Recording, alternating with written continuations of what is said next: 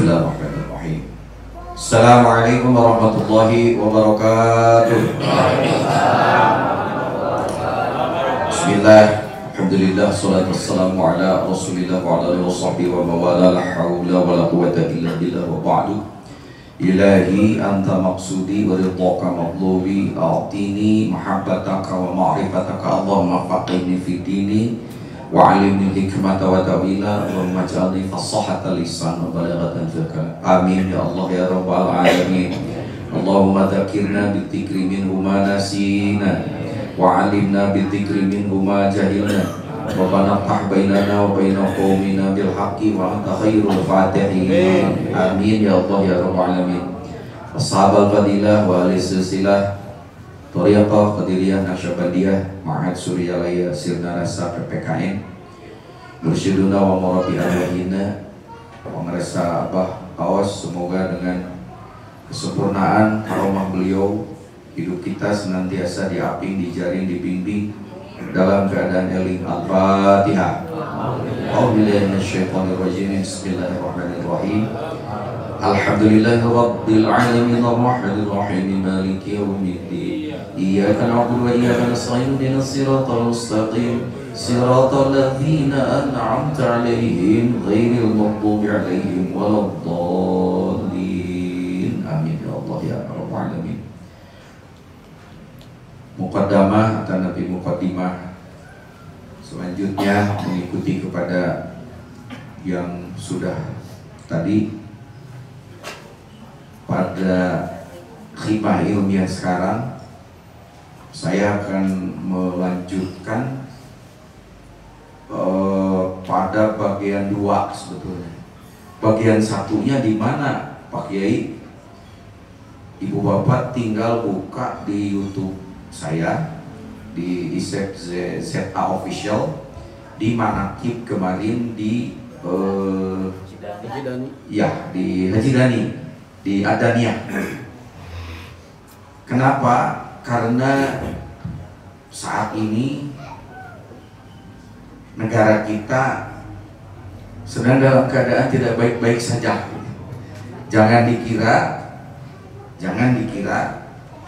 para ahli thariqah itu tidak terlibat dengan perjuangan negara dari zaman dulu. Itu pendiri negara ini adalah para ulama, dan para ulama itu rata-rata ahli thariqah. Hanya sejarah ini digelapkan oleh si eta penjajah, sehingga seolah-olah negara ini bukan hasil keringat dari para ahli thariqah, para ulama. Saya punya data, Bapak Soekarno itu ternyata guru terakhirnya ketika beliau di Bandung. Saya ungkap, mudah-mudahan muridnya masih banyak tersebar sekarang. Itu pengerasa Syekhuna Al-Mukarram Mama Amilin Ki Abdul Jabbar, itu thariqahnya Tijaniyah. Bahkan kesaktiannya yang terkenal dengan grup Garuda Merah, itu ada gambar Garuda di keluarganya. Gambar Garudanya Garuda Merah. Paling terkenal itu di Bandung, Belanda tuh paling takut karena Sararakti, Pak. Thariqahnya Tijaniyah. Saya kan ulama Qadiriyah Naqsyabandiyah. Saya ingat waktu saya ceramah di Masjid Agung Sumedang, bagaimana salah seorang pemuda yang menggemparkan kegedean dan Belanda pada waktu itu orang Qadiriyah Naqsyabandiyah. Siapa? Mama Muhyiddin bin Mama Muhyiddin. Itu dari Qadiriyah Naqsyabandiyah yang ada di Samarang. Dan beliau melegenda sampai di Subang. Maka di Subang ada pagelaran. Itu pesantren Mama Muhyiddin bin Mama Muhyiddin.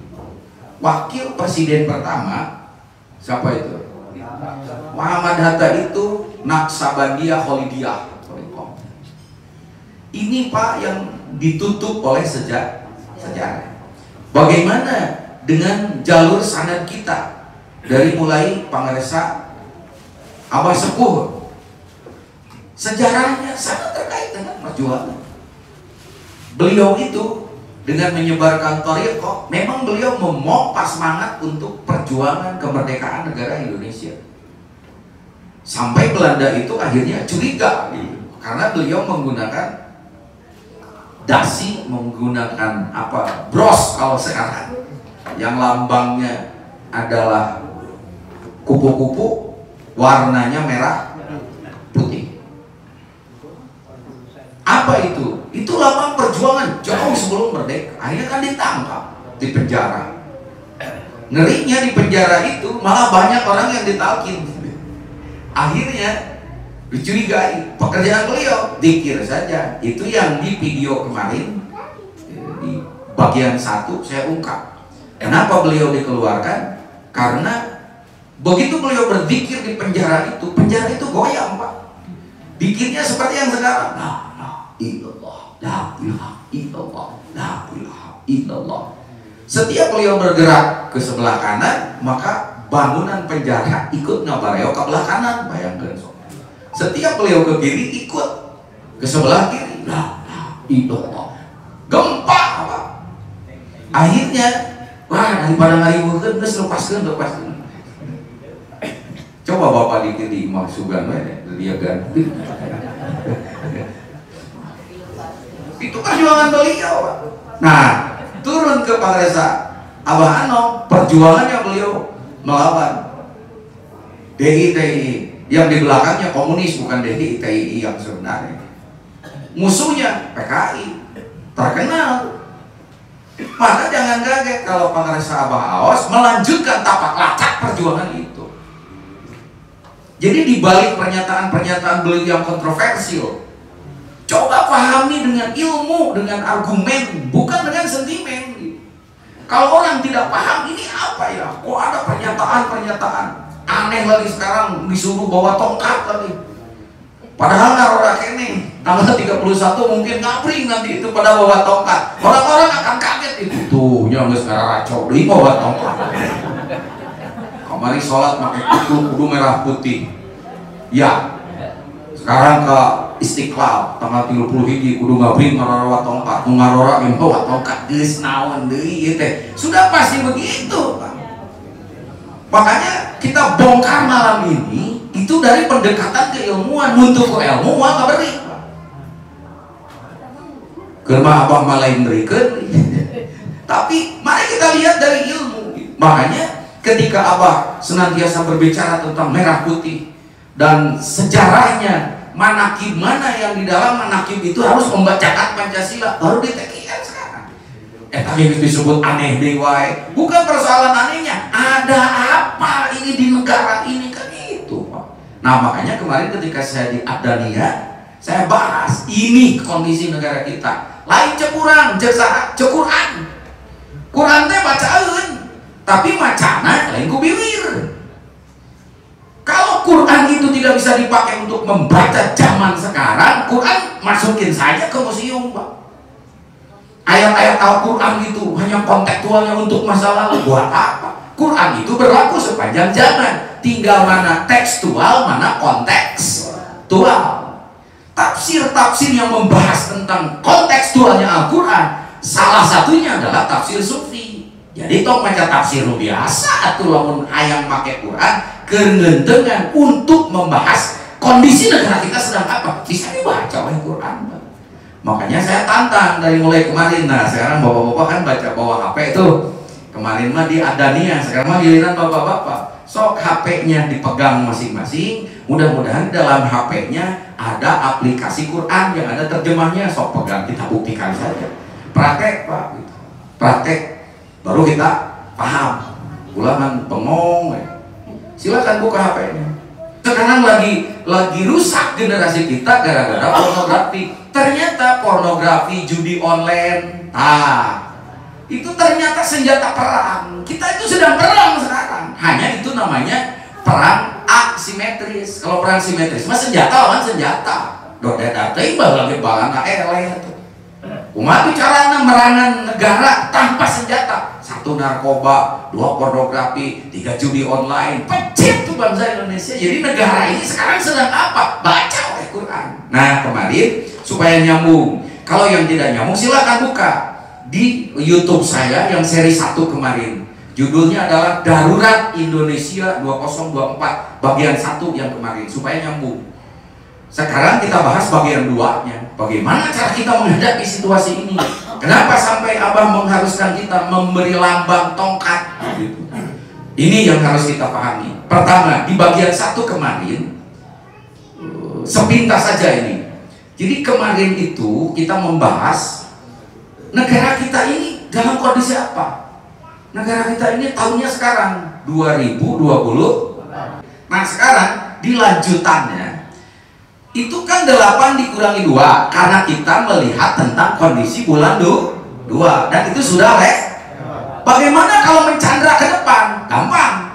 Berarti dari surat 8, awas, dari surat 8 kalau mau melihat ke depan ditambah 2 bukan dikurangi 2. Kalau 8 ditambah 2 berapa?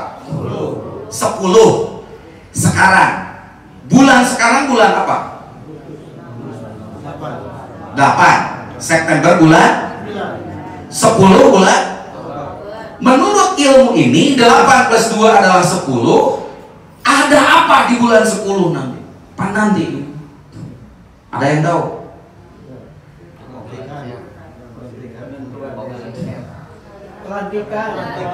Betul.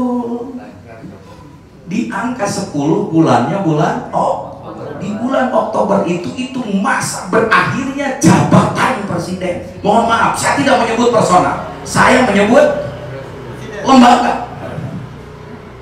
Berarti akan terjadi sesuatu yang besar tadi angka 10. Kapan tepatnya? Saya cek, ternyata tepatnya itu adalah pada tanggal 20 bulan Oktober tahun 2024. Jabatan presiden selesai, diganti presiden yang baru. Bagaimana cara kita memahami itu? Ya sudah, kita buka. Kejadiannya nanti tanggal 20 bulan 10 tahun 2020. Kita jumlahkan angka itu. Tong kaget Pak.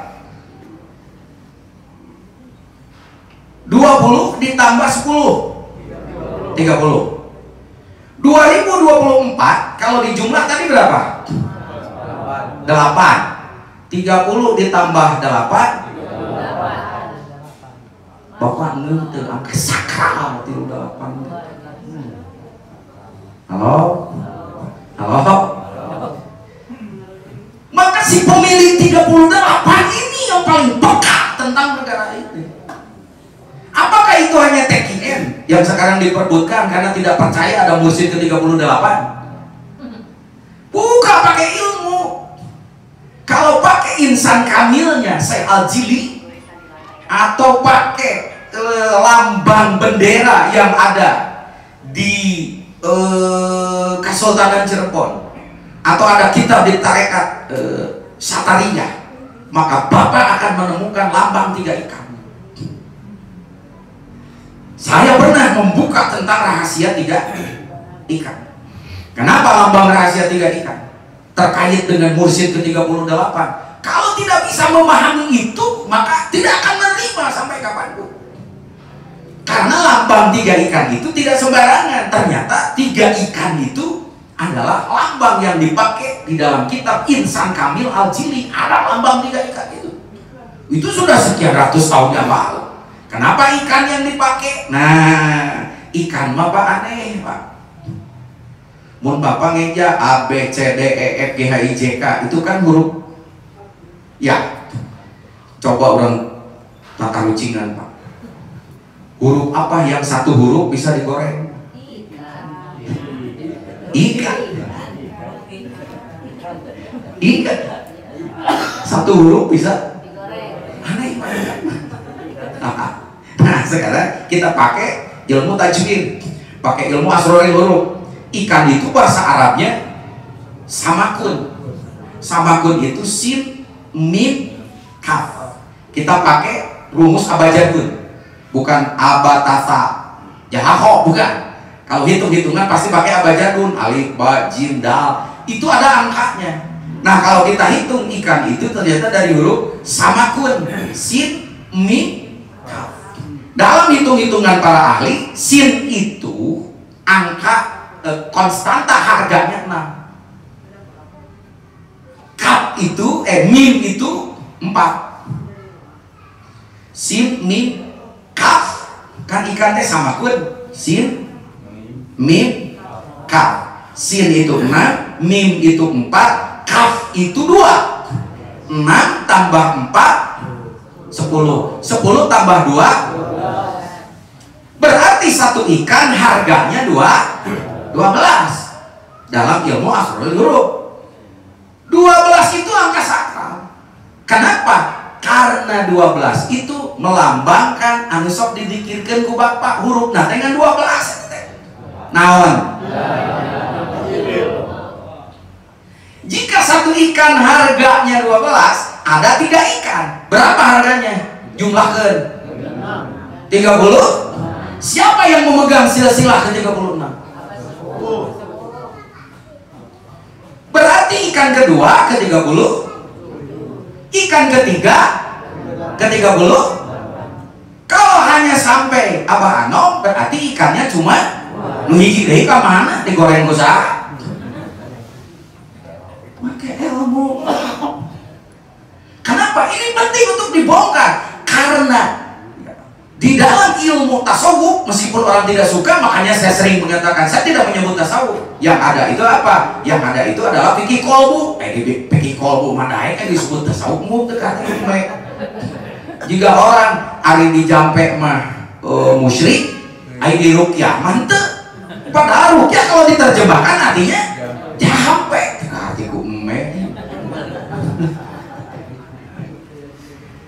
Itu Pak. Jadi kalau sekarang orang melihat ini mursyid setelah Abah Anom siapa ya? Atuh tingali mah tina lauk buka kitab Insan Kamil Al-Jili. Baru tuh akan ketemu itu satu kurun Pak. Nanti kalau 38 selesai masuk ke 39, 40, 41. Satu kurun pasti 3 ikannya. Beres eta pasti ke 42, 43, 4. Pernah ingat ketika Abah mengatakan sampai generasi ke 40 Surya Laya tetap di Surya di mana gitu?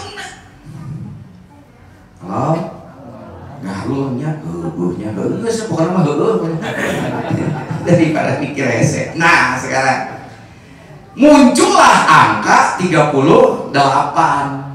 Dari mana? 20 plus 10 plus 20 24. 20 tambah 10 30.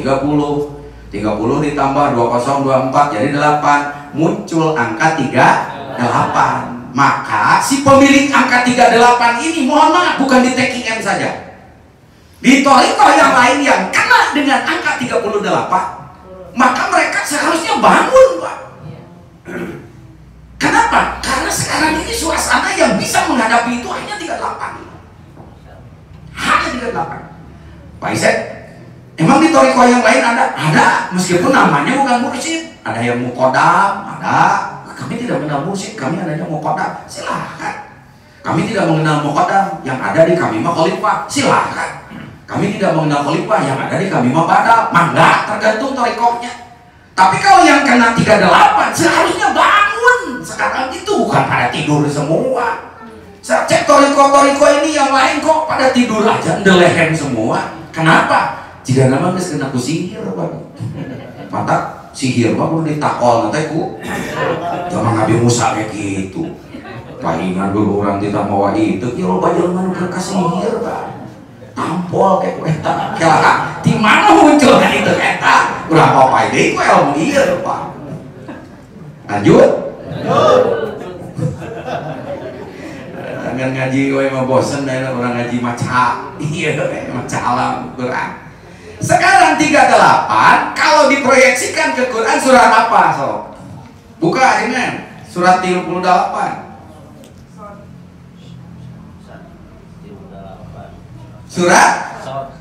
Surat Shad. Ingat nih? Kaf, ha, ya, ain. Awas. Kela. Ketemu berarti kita harus membaca suasana ini dari surat. Dari mulai ayat berapa? Kita jumlahkan 38 itu 3 plus 8. Berapa jumlahnya? Berarti maka surat Shad mimiti ayat 11 sok buka. mereka itu kelompok besar bala tentara yang berada di sana yang akan dikalahkan. Halo, ulangi. Mereka itu kelompok besar bala tentara yang berada di sana yang akan dikalahkan. Oh, mulai nama koalisi besar. Koalisi. Baik baca. Surat Shad ini awalnya cerita apa? Memang ceritanya masa lalu, tapi proyeksinya sekarang.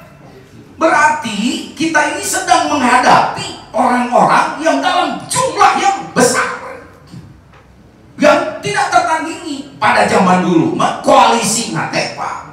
Oh, koalisi nate diteruskan di ayat 12, 13. So, baca. Dulu, ini mah dulu. Ayat mah dulu tamungkul.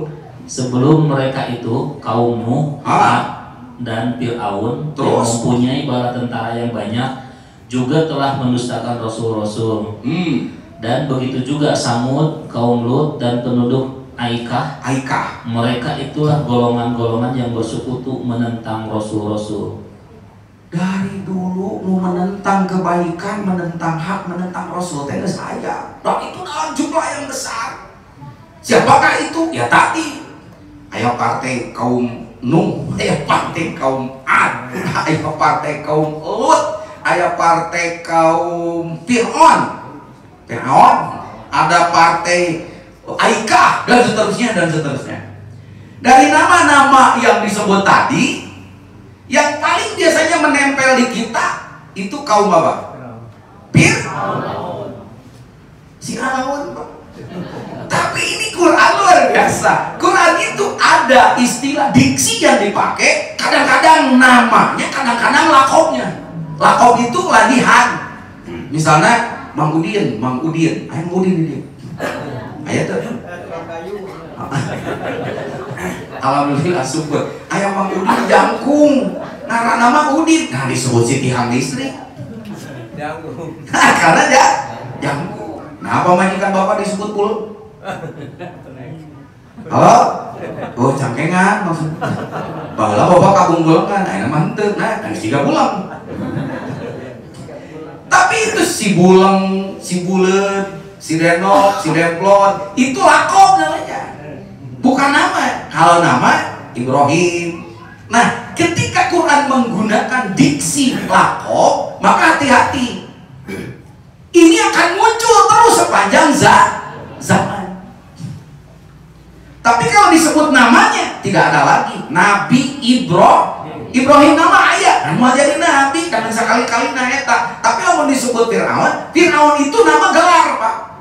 Ngaranna bisa Amenhotep, ya bisa Parao, ngaran aslinya, tapi gelarnya Fir'aun. Maka jangan kaget kalau istilah Fir'aun digunakan Quran, berarti istilah ini akan terus muncul sesuai dengan zamannya. Jadi tong kaget. Ya, zaman lain lagi Fir'aun teh aja. Iya. Karena lakop disebut lain ngaran. Itu.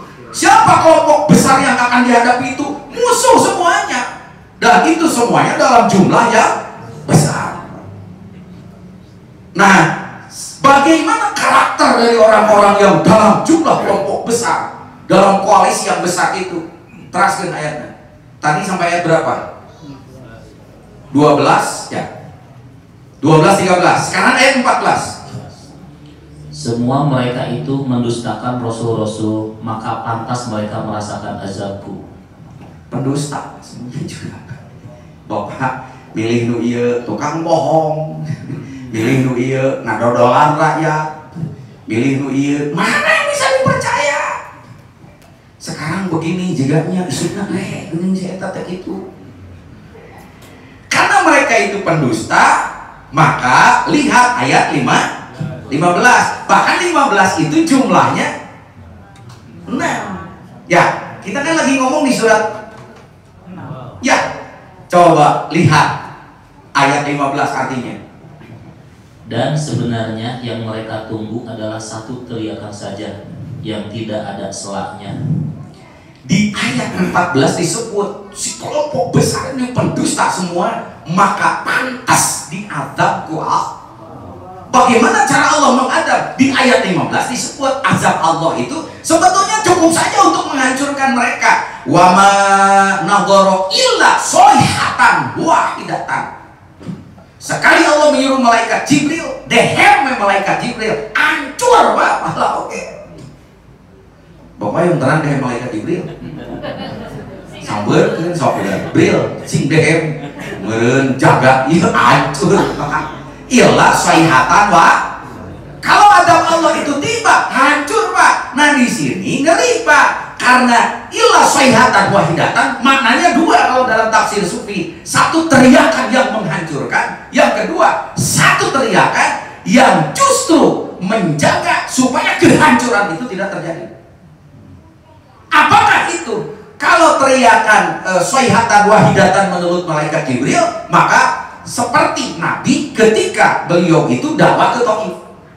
Kan oleh penduduk Taif dilemparin. Begitu dilemparin, Nabi sampai berdarah-darah. Siapa pengawal Nabi? Yaitu KSAL, Kepala Staf Angkatan Langit, malaikat Jibril. Tapi Jibril ini nggak bisa bekerja kalau tidak ada perintah dari atas. Perintah dari atas, atas permohonan dari bawah. Siapa? Rasulullah Muhammad. Maka kata Jibril, Muhammad.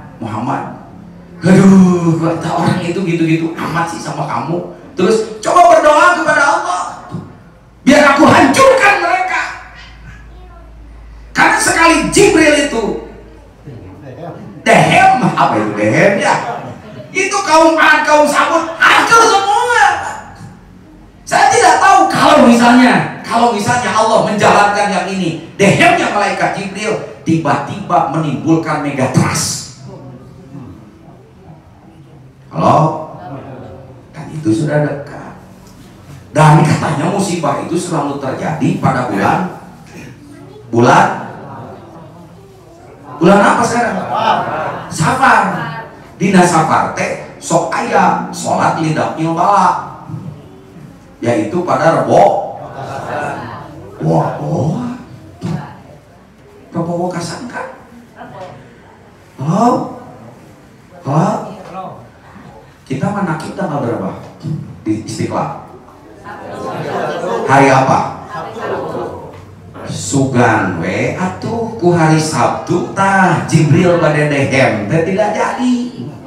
Kenapa? Karena ada dehem yang lain. Sayhatan wahidatannya hanya dengan satu teriakan. Tapi teriakan ini bukan menghancurkan. Teriakan ini membuat kiamat saja ditunda 40 tahun. Teriakan itu apa? Jawabannya adalah teriakan kalimat la ilaha illallah. Bapak mau pilih yang mana? Mau teriak-teriak setelah megatrust terjadi atau mau teriakan yang satu itu? Tinggal dipilih Pak. Itu sebab kenapa tanggal 31 itu harus di sana. Oh, asahuhnya kakar nepi kana asahuh. Ya Allah, ya Rabbana, ya Karim. Di tengah-tengah kaum yang tadi yang bersekutu dengan berbagai kebohongannya, itu masih ada sekelompok umat yang umat ini sudah kehel gitu dengan segala kebohongan dan kebusukan ini, sampai mereka itu berdoa, Ci Gusti, ya Allah, itu orang-orang yang bohong, yang mendustakan rakyat, menjual rakyat, segerakan azab kepada mereka. Kalau kan banyak yang begitu di antara penduduk kita. Ya, itu tergambar di dalam ayat 16. Baca. Dan mereka berkata, ya Tuhan kami, segerakanlah azab yang diperuntukkan bagi kami sebelum hari perhitungan. Sampai dibuat tuh doanya, ya Allah. Kalau mau dibaca boleh Pak. Nah, doanya coba baca ayatnya. Bismillahirrahmanirrahim. Wa qalu rabbana ajil lana qitana qabla yaumil hisab. Kutukan santet mah Pak Gelo, ini dipakai Pak untuk menghancurkan orang supaya orang itu cepat hancur. Rabbana ajil lana qitana. Ya Allah, segerakan azabnya. Hanya boleh nggak kita berdoa seperti itu? Jawabannya ada di ayat 17. Dari dulu juga sudah begitu. Bersabarlah atas apa yang mereka katakan, Dan ingatlah akan hamba kami Daud yang mempunyai kekuatan, sungguh dia sangat taat kepada Allah. Aduh, dan kita sudah ingin menghancurkannya, bahkan diberi doanya, tapi ada ayat 17. No. Kumaha? Isbir ala ma yaqulun. Sabar. Kalau bahasa pengerasa apa? Urang mah nonton we. Itu udah bahasa dari zaman Abah Ano. Wasiat ke Abah Aos. Urang mah nonton we. Itu bahasa yang lain dari udah hati tuh. Hati itu kita sudah luar biasa. Tapi ternyata wasbir alama yaqulun. Sabar karena segala sesuatu ada waktunya. Tetapi apakah hanya disuruh sabar? Enggak. Wadkur abdana. Pada saat kita sedang sabar menunggu waktu, maka kita tetap harus wadkur. Apa itu wadkur? Maka ada yang sabar tapi tidak zikir. Kenapa? Tapi yang sabar dengan zikir, maka dia akan memiliki kekuatan seperti Daud. Nah, kenapa sampai ke Daud? Ini yang menjadi teka-teki. Karena itu surat Shad yang merupakan lambang 38 ini turun gelanggang dengan segala macam bahasa simbolnya. Apa yang dilakukan? Berteriak. Tapi berteriaknya ila sayhatan wahidatan dengan kalimat yang membuat dunia mau hancur saja tidak jadi. Apakah itu? La ilaha illallah. Sedang berteriak la ilaha illallah, la ilaha illallah. Ingat, makanya kenapa orang-orang yang membicarakan disebut para petani anti. Sekarang orang lagi panik, Pak. Jangankan orang lain, keluarga saya aja sampai nelpon, udah siap-siap, pokoknya harus disiapin ijazah, barang-barang penting disiapin, terus beli meja yang kuat. Kenapa? Karena akan ada mega trust. Kita begitu? Tidak. Kenapa? Kita mau punya la ilaha satu. Yang kedua, sabar. Tapi sabarnya gaya Daud. Sabarnya apa? 16, 17 sebagai tonton keadaan ini seenak-enaknya sambil kita zikir. Tetapi karena menghadapi musuh ya harus dilawan. Menghadapi musuh harus dilawan. Kalau gaya para nabi bawa pistol enggak? Para nabi bawa senapan enggak? Apa senjata para nabi? Jangan main-main dengan tongkat, Pak. Itu lambang perlawanan terhadap kezaliman. Kalau Bapak buka kitab karangan Syekh Nawawi Banten, mohon maaf, ada beberapa hadis yang mengungkap tentang bagaimana para pemikir Islam itu, para ulama itu menggunakan tongkat. Misalnya ulama Hasan al-Basri mengatakan di dalam tongkat terdapat 6 perkara, yaitu sunnah Nabi. Yang kedua, penghias bagi si penegak hukum, hakim, penghulu, pengkhutbah, senjata untuk menyerang, penopang bagi yang lemah. Ya, kemudian barang yang dibenci oleh orang munafik. Barang yang dibenci oleh orang munafik. Kok aneh ya? Halo? Berarti kalau Bapak bawa tongkat, tiba-tiba ada orang yang nyindir ke Bapak, kamu muda-muda udah bawa tongkat, apa-apaan? Jangan, itu kata Imam Hasan al-Basri, bukan kata saya. Udah jelas ini orang munafik. Halo? Bukan kata saya. Apalagi sampai dikatakan dan penunjang bagi orang yang taat. Karena tongkat itu lambang alit. Alit itu istiqomah. Makanya di punten sunnah para ulama, kalau disebut sunnah Nabi bisa dibedakan dari sunnah para ulama, ketika 40 tahun rata-rata pakai tongkat. Imam Nawawi Banten 40 tahun. Karena 40 tahun itu lambang kematangan pertama. Jadi 40 tahun bahasa Jermannya apa ya? Rarenponchan. Tapi sudah bawa toh.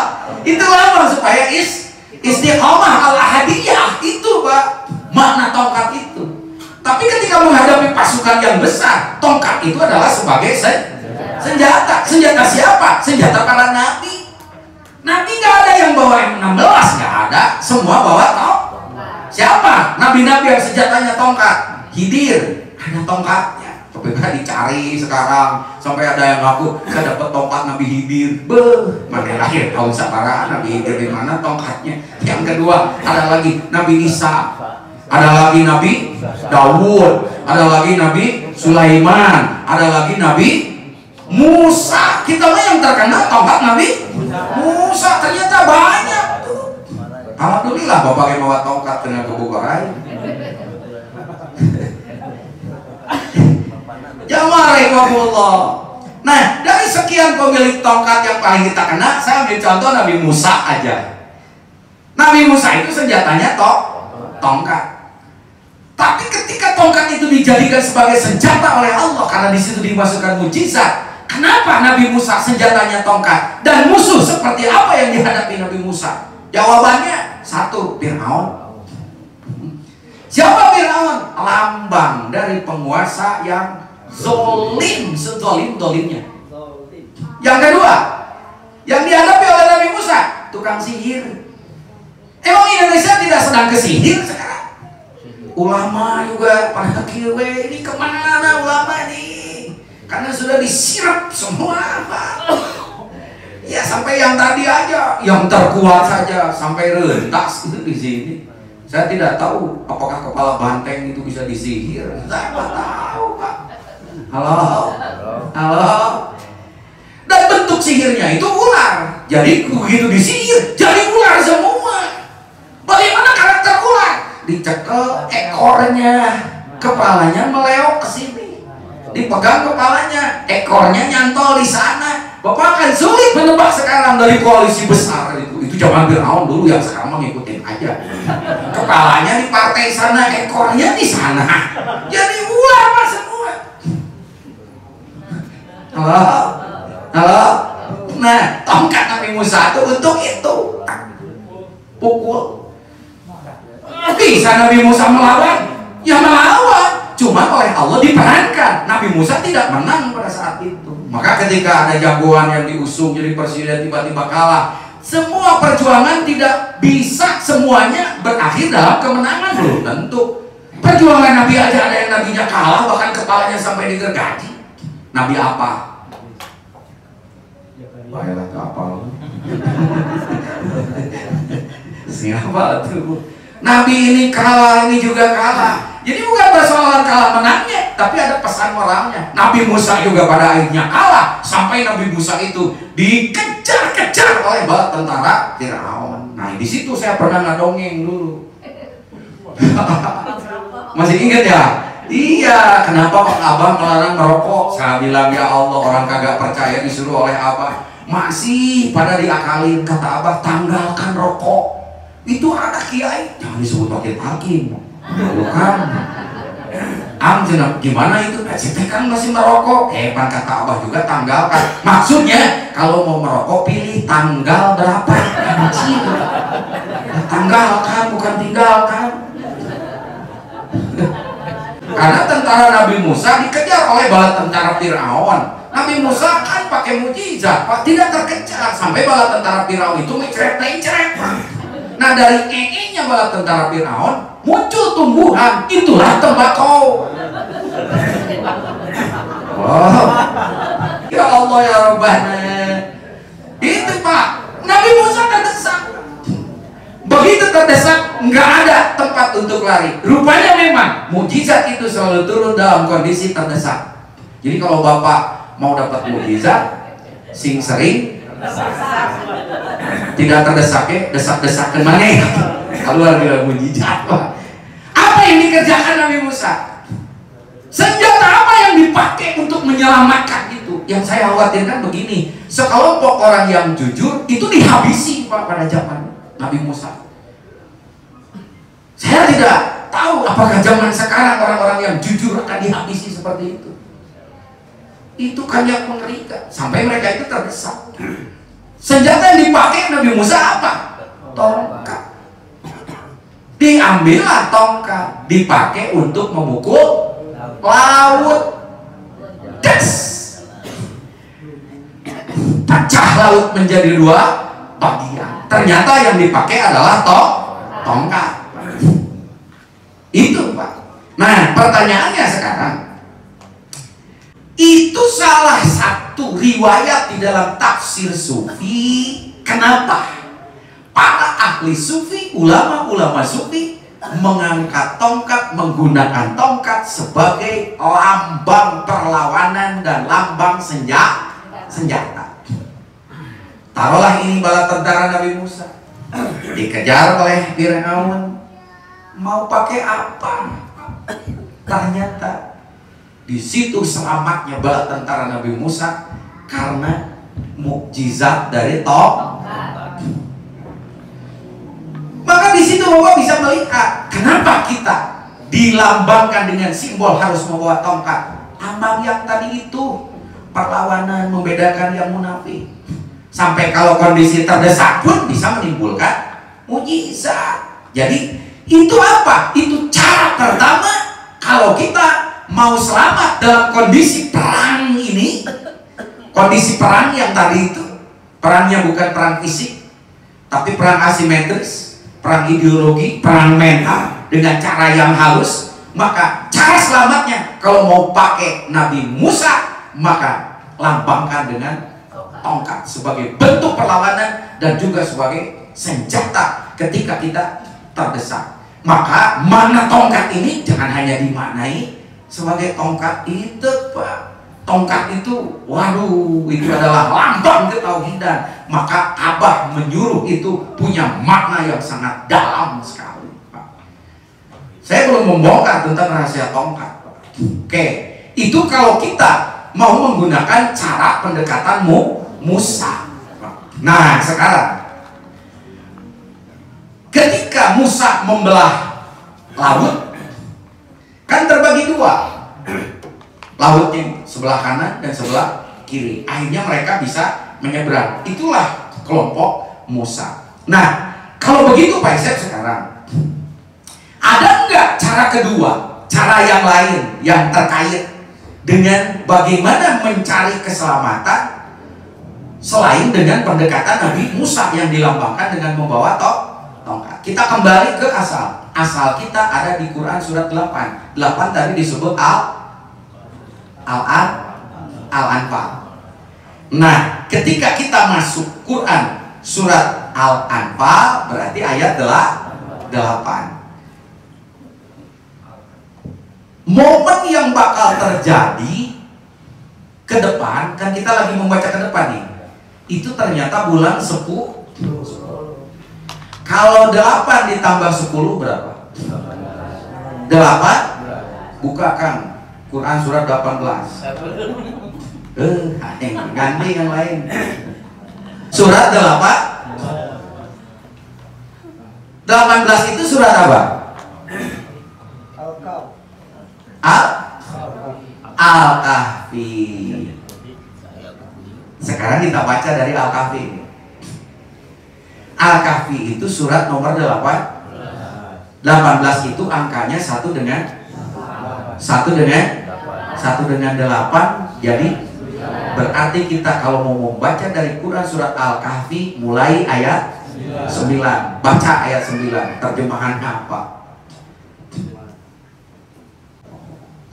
Apakah engkau mengira bahwa orang yang mendiami gua dan yang mempunyai rakim itu termasuk tanda-tanda kebesaran kami yang menakjubkan?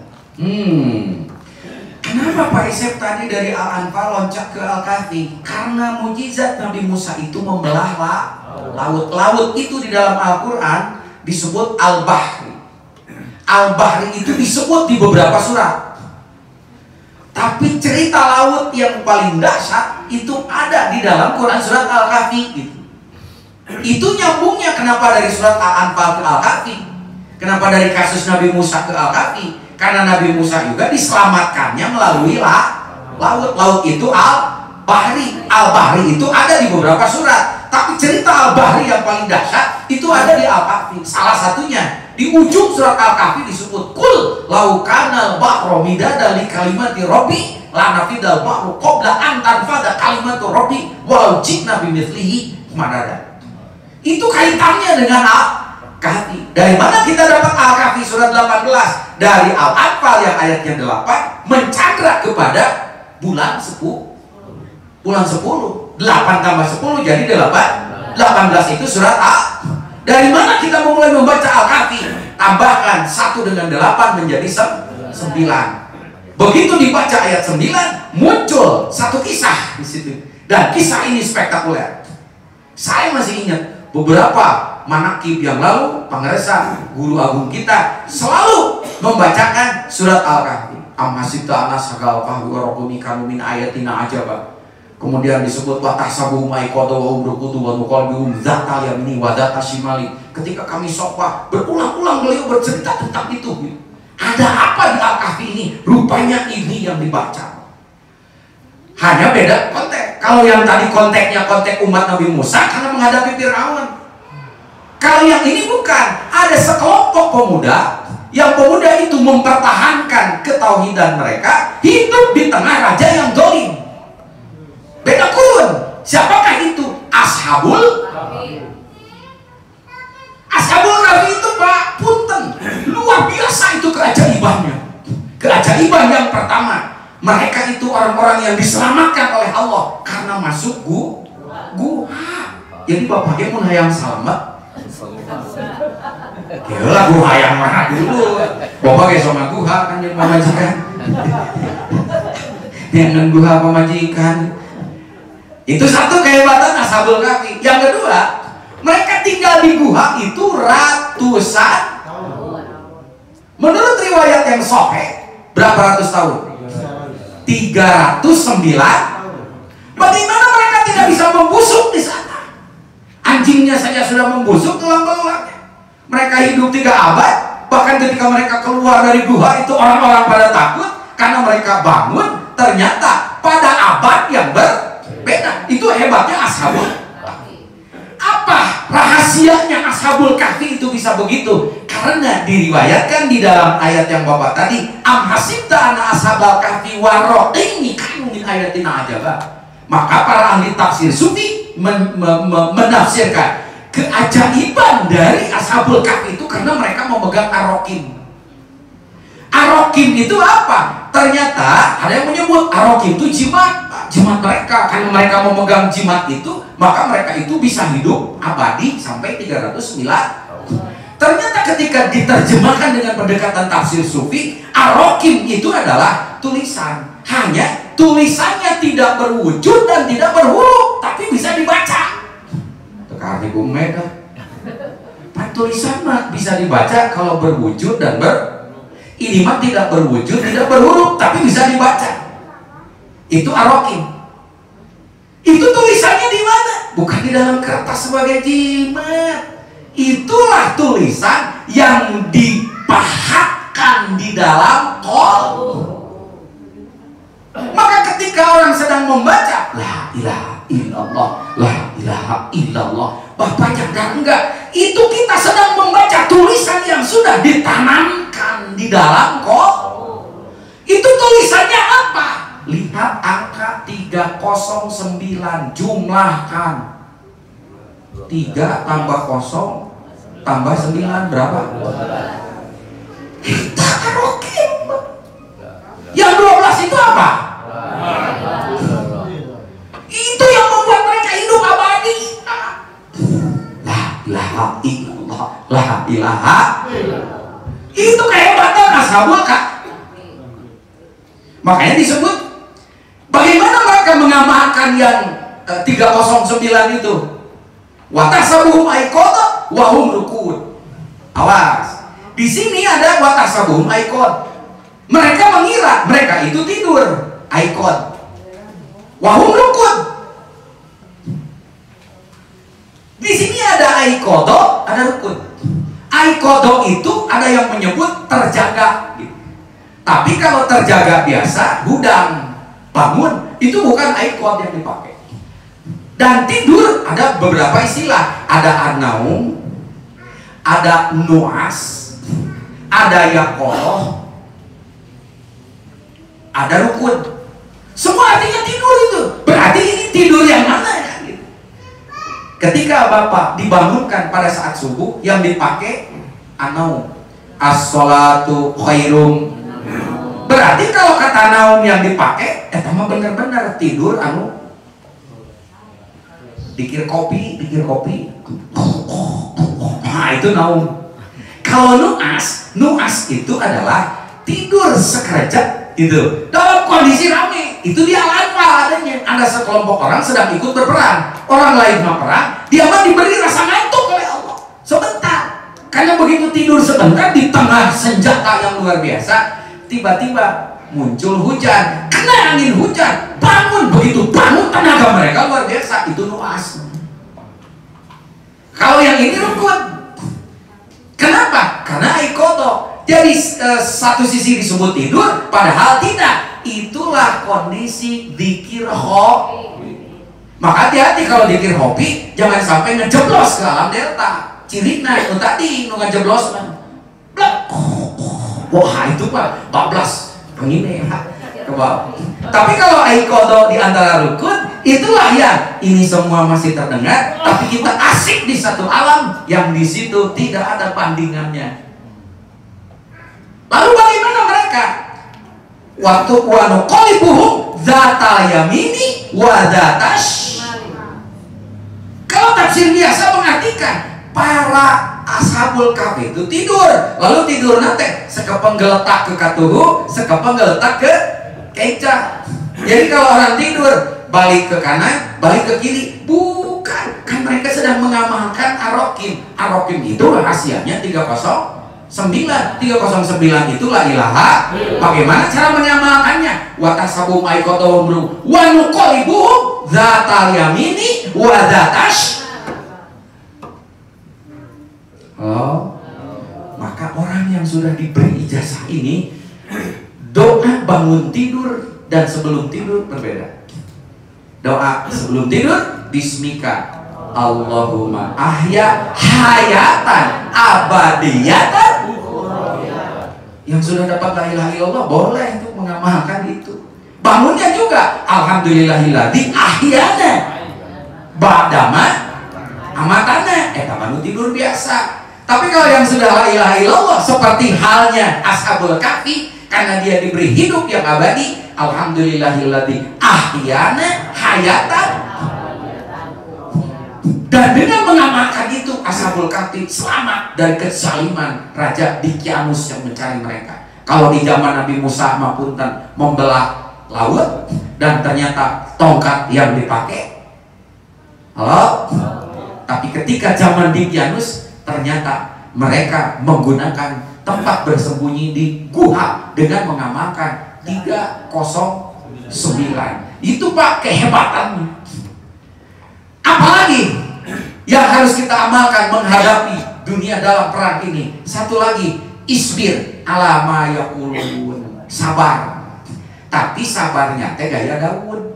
Karena di sini isbir ala ma yaqulun wadkur abdana Dauda. Berarti sabarnya sabar gaya Nabi Daud. Nabi Daud itu melawan penguasa jahatnya dua. Satu perang dengan baju besi. Bapak punya baju besi kan? Enggak. Ngantong perang atau mentang cukup bawa tongkat. Karena kita punya baju besi. Apa tuh baju besinya? La ilaha la ilaha illallah kalimati wahismi. Kata Allah, la ilaha illallah itu kalimatku dan bentengku. Barang siapa yang memasuki bentengku, maka amanlah dia dari azabku. Lebih dari baju besi, Bapak. Cuman juga tinggal liwe. Cuman kalau Bapak pakai baju besi boleh.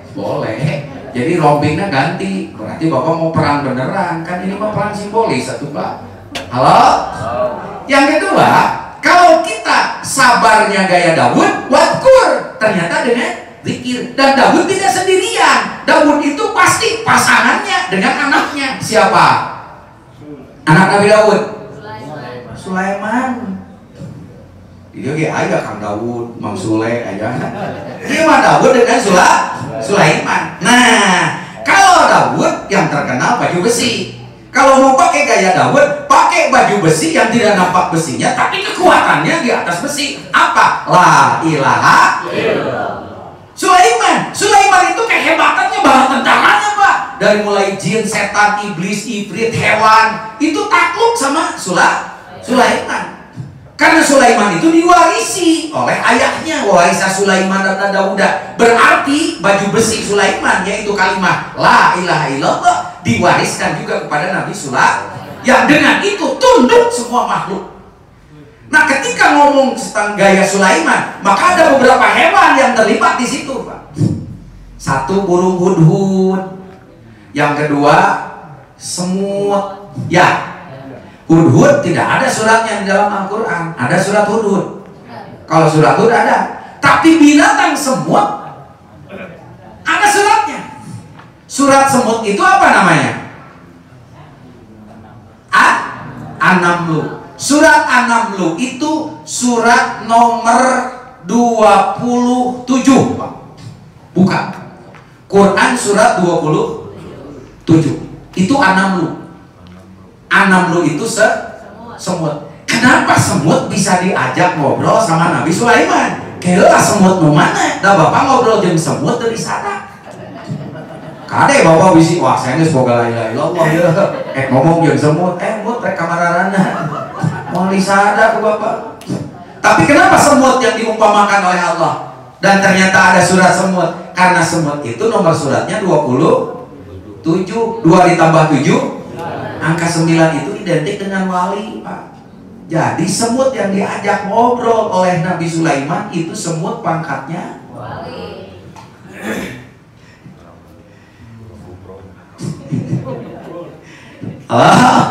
Bisa diajak ngobrol. Jadi bapaknya lah yang bisa ngobrol jeung semut. Kudu jadi wali heula. Minimal wali murid. Halo? Oke, kita sudah menemukan Quran surat 27 itu An-Naml. Nah, sekarang An-Naml itu kalau diproyeksikan surat Al-Anfal, surat Kahfi tadi ini nggak nyambung. Tapi semut itu kalau ditarik ke surat nomor 6 baru nyambung. Karena semut itu salah satu jenis hewan. Hewan itu tadi Al-An'am. Al-An'am nomor suratnya 6. Kalau begitu bagaimana cara kita membaca 27 dengan 6? Itu 27 An-Naml. Halo? Karena 27 itu bagian dari hewan. Hewan itu Al-An'am. Kalau begitu surat 27 mulai bacanya dari ayat 6. Sopa baca. Dan sesungguhnya engkau Muhammad benar-benar telah diberi Al-Quran dari sisi Allah yang maha bijaksana, maha mengetahui. Kuncinya baca ayat Al-Quran Arabnya. Wa innaka latulaqqal Qur'ana min ladun hakimin alim. Bapak akan menemukan kalimat wa innaka latulaqqal Qur'an min ladun hakimin. Ternyata Nabi Muhammad itu ditalkinkan apa? Quran di situ mah disebut. Apakah Quran yang 30 juz dimasukkan ke dada Nabi Muhammad? Apa yang ditalkinkan pertama oleh Jibril? Itulah inti Al-Quran, kalimah la ilaha. Nah, berarti di An-Naml ketemu di ayat 6 itu Nabi Muhammad mah ditalkinkan intinya Al-Quran. Kalau kita ingin mencandra bulan 10, maka punten surat An-Naml baca ayat 10. Karena kita sedang melihat bulan 10 ini ada apa dan kita harus bagaimana. Saya tidak ada apa, tapi kita harus bagaimana. Coba cek ayat 10. Dan lemparkanlah tongkatmu. Maka ketika tongkat itu menjadi ular dan Musa melihatnya bergerak-gerak seperti seekor ular yang gesit. Larilah dia berbalik ke belakang tanpa menoleh. Wahai Musa, jangan takut. Sesungguhnya di hadapanku para rasul tidak perlu takut. Menghadapi bulan 10, itulah kenapa dilambangkan muncul tongkat. Paham? Jelas? Itu riwayatnya nggak sembarangan guru kita suruh bawa tongkat segala. Karena kita menghadapi suasana bulan 10. Yang bulan 10 itu ada kejadian besar di negara kita. Itu gambaran apakah pada zaman Musa atau pada zaman Dikyanus. Dua-duanya digabungkan. Satu ada mukjizat tongkatnya, satu ada arokimnya. Yang arokim itu ternyata bukan jimat yang membuat Ashabul Kahfi bisa hidup 309. Kenapa mereka bisa awet 309? Karena 309 itu jumlahnya 12 itu adalah kalimat. Kata siapa cocokologi? Peki sama turutan. Gak apa kita ya ilmu. Nah, sekarang terakhir Pak, kita baca surat 27 ayat yang jumlahnya 6 setelah angka 6. Kan tadi angka 6, kita ingin lihat angka 10. Oh, bakal menghadapi itu ternyata. Sekarang berarti ayat yang jumlahnya 6, berarti ayat 15. Coba baca Quran surat 27 ayat 5. Baca Arabnya. Bismillahirrahmanirrahim. Walaqad ataina Dawuda wa Sulaimana ilma wa qala alhamdulillahilladzi fadolana ala katsirin min ibadihil mu'minin. Halo. Dari situ ternyata muncul walaqad ataina Dawuda Sulaimana ilma. Sungguh Allah telah memberikan kepada Sulaiman dan Daud itu ilmu, sehingga mereka berdua berkatanya apa? Alhamdulillahilladzi faddalana ala katsirin min ibadil. Berapa lama Allah mengijazakan itu ke kita? Tidak ada kebetulan semuanya. Paham sekarang? Tinggal nanti di bagian 3 insya Allah saya bahas misteri merah putih. Kenapa merah putih? Kalau sekarang kenapa di dalam Manakim harus ada Pancasila? Karena kita tahu Pancasila ini banyak yang mau menghancurkannya. Diperas jadi Trisila, diperas jadi 2 sila, diperas jadi Ekasila. Siapa tahu ke depan mah tanpa sila. Mata ulama disuruh sila untuk mempertahankan dan merah. Manakim mana di dunia yang ada mempertahankan Pancasilanya? Karena negara ini tidak baik-baik saja. Dari dulu negara kita ini diincar oleh orang-orang yang tidak suka kepada sila nomor 1. Apa itu? Ketuhanan yang Maha Esa. Itu kalau kita malah ilaha, itu yang dipertahankan. Indonesia itunya dicabut, hancur. Jangankan Indonesia, dunia saja ketika la ilaha illallahnya sudah nggak ada, kiamat. Itu yang dipertahankan. Itu rahasianya kenapa di dalam Manakim khusus yang kodenya 38 sampai Pancasila harus dibunyikan. Maka tanggal 31 internasional. Yang jadi masalah, saya lagi yang disuruh baca Pancasila.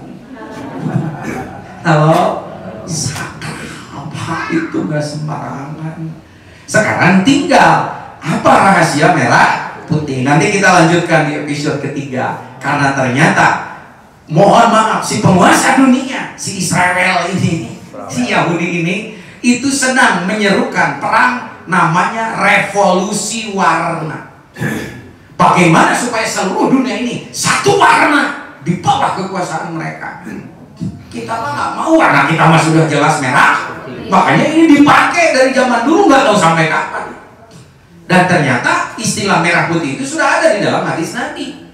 Bahkan dalam hadis Nabi disebut yang akan membebaskan Palestina dari penjajahan si Israel itu adalah yang berbendera merah. Itu warna surga, Pak. Jadi nggak sembarangan. Tapi ketika kontekstualnya dalam situasi sekarang ada perang global yang disebut revolusi warna.